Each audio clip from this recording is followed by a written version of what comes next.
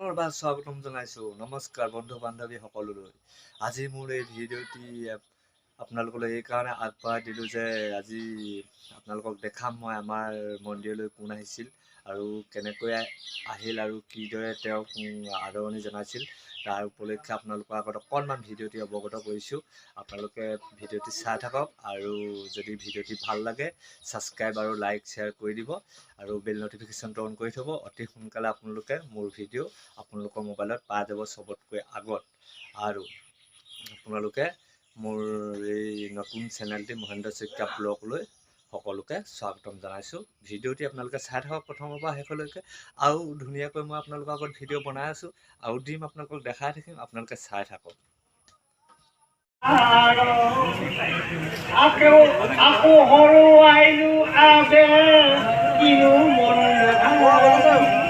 উপকা কদিয়া নাগ তাহা হৈ কলাহি বড়ো দেৱতা তুমি ঈশ্বৰ আজ্ঞাত তথাপিতো নাথ মোক মাতা মন্ত্ৰনাথ তদু আগে কমন ধব মই পাপি হবি বুলি